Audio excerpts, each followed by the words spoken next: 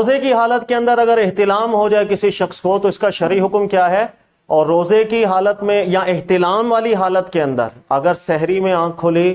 تو غسل کرنے کا ٹائم اگر کم ہے، یعنی کہ سحری ختم ہونے والی ہے، تو پہلے کھانا کھا سکتے ہیں پھر غسل کر لیں، یا پہلے غسل کریں پھر کھانا کھائیں؟ تو یہ عموماً کچھ سوالات ہیں جو پریشان کرتے رہتے ہیں ہمارے نوجوان بھائیوں کو، تو میں اس کا سمجھا دیتا ہوں۔ نمبر 1 یاد رکھیے گا، روزہ رکھ لیا، سحری کر لی، اور عموماً ہمارے یہاں کراچی والوں کو تو میں زیادہ جانتا ہوں، یہاں کے نوجوانوں کی عادت ہے وہ سحری کر کے سوئیں گے اور پھر کافی لمبا سوئیں گے، اور رات ساری وہ کرکٹ وغیرہ گیم وغیرہ کھیل کود کے انہوں نے جاگنا ہوتا ہے، تو رات میں عبادت نہیں، رات جاگنا ہوتا ہے ان کا۔ بہرحال کہنے کا مقصد اگر روزہ رکھ لیا پھر سو گئے اور سوئی حالت میں احتلام اگر ہو جائے، اس سے روزہ بالکل فاسد نہیں ہوتا، روزہ نہیں ٹوٹتا ہے۔ اور کیوں نہیں ٹوٹتا ہے یاد رکھیے گا، سب سے بڑی دلیل اللہ کے رسول صلی اللہ علیہ وسلم کا فرمان عالی شان ہے۔ اللہ کے نبی علیہ السلام فرماتے ہیں رفع القلم عن ثلاثۃ، کہ 3 شخص ایسے ہیں جس پر شریعت کا کوئی حکم جاری نہیں ہوتا، ان میں سے ایک وہ شخص جو سو گیا جب تک اٹھ نہ جائے۔ تو جب انسان سو جاتا ہے اس پہ شریعت کا کوئی حکم جاری نہیں ہوتا، کسی بھی طرح کا کوئی حکم جاری نہیں ہوتا ہے، یہاں تک کہ ایک شخص اگر سو گیا اور اس سوتے ہوئے مثال کے طور پر نماز کا وقت نکل گیا، اس پر کوئی گناہ نہیں ہوگا نماز چھوڑنے کا، جب آنکھ کھلے گی اب اس وقت وہ نماز پڑھ لے بس۔ تو احتلام چونکہ سونے کی حالت کے اندر ہوتا ہے، لہٰذا شریعت کا حکم جاری نہیں ہوگا کہ ہم فیصلہ کریں کہ اس کا روزہ فاسد ہو گیا۔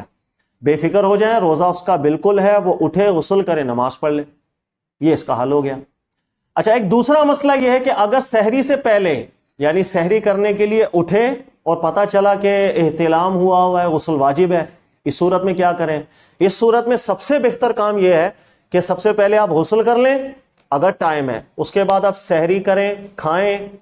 سحری کا وقت ختم ہو نماز فجر پڑھیں، پھر اپنی جو بھی کام کرنے آپ کریں، سب سے افضل یہی ہوتا ہے۔ لیکن اگر بالفرض